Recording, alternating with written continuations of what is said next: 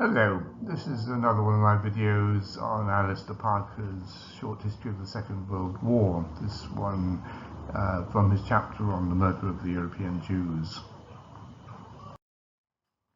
As it's quite a long chapter, I've divided it into 6 parts and 6 videos, and we're now reached the 5th of these, those who helped the Jews. How many of those not involved in the process of rounding up the Jews tried to help the victims? There are bitter disputes about this question with regard to the Jewish community of Poland, the largest in pre-war Europe. Some writers insist that the non-Jewish Poles were generally anti-Semitic and disinclined to help them, some Poles even helping the Germans to capture Jews in flight or in hiding.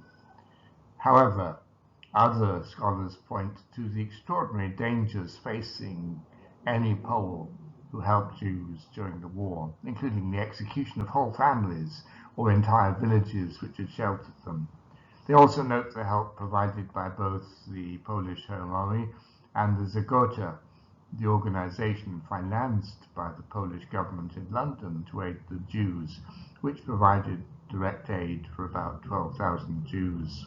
I should say that Wikipedia provides more details about Zagota as an organization, including estimates both for the number of Jews that it saved and the number of its operatives who were killed by the Germans.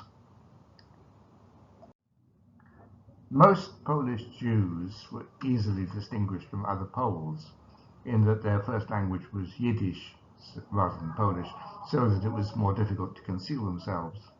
Escape was far easier, however, for middle-class Polonized Jews who were really indistinguishable from other Poles.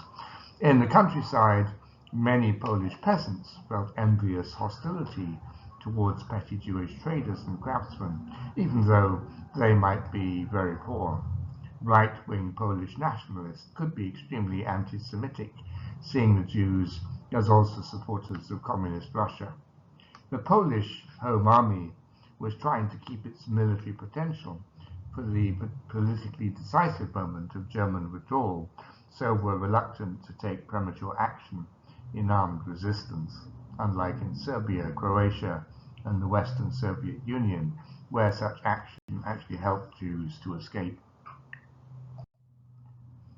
In some countries, both governments and populations distinguished between those Jews who were long settled in the country and shared its native language and culture, and those who were newly arrived or lived in newly occupied frontier regions, being far more concerned to protect the former than the latter.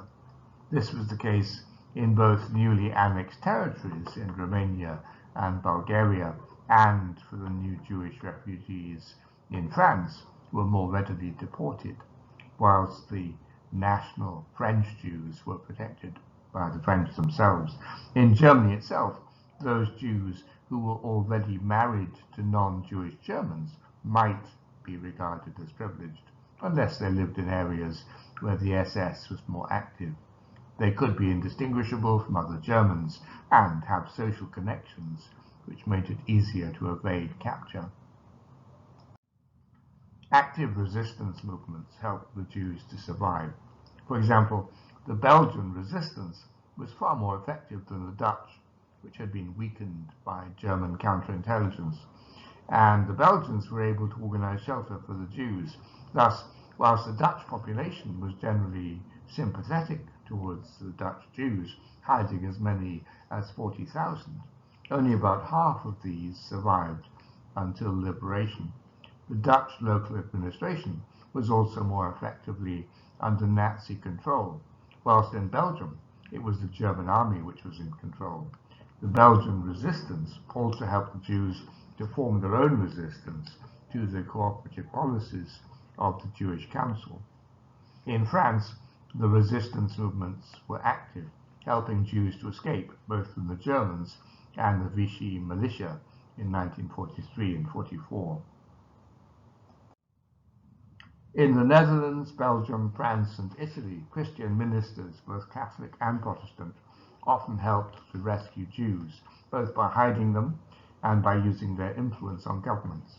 In France, denunciations of anti-Semitic brutality from the pulpit helped explain the Vichy government's withdrawal of full cooperation with the Germans in September 1942.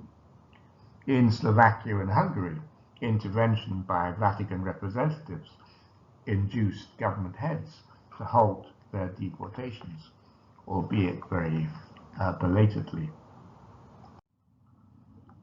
The most successful help of all was in Denmark, where the resistance, with the connivance of the Danish police, saved nearly all of the local Jewish population by shipping them across the neutral Sweden. Italy also did well in saving a large number of its Jews. As Germany's major ally, its government was able to evade German demands for a long time, and both refused to persecute Italian Jews, including not expelling them from official positions, or to deliver any Jews to Germany, either from Italy itself or from its conquered territories, with the Italian army sometimes forcibly preventing the SS from gaining access to its prey. This changed when Italy left the war, ending its alliance with Germany, and the Germans then imposed a harsh military occupation. However, even in collaboration with the Italian fascists supporting Mussolini's new puppet government, the SS found the Italian police totally unreliable in any support for their plans. If they could, most Italians helped the Jews rather than their hunters. Even in Germany and Austria, there were a few heroic individuals who helped the Jews, despite the enormous dangers of so doing.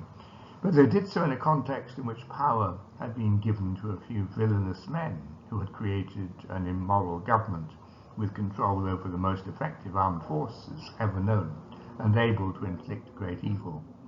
In such a society, most people chose merely to look after themselves and those close to them.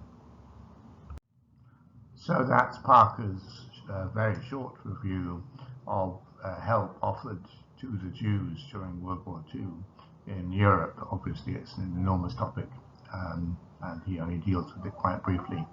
As always, thank you for listening to my video.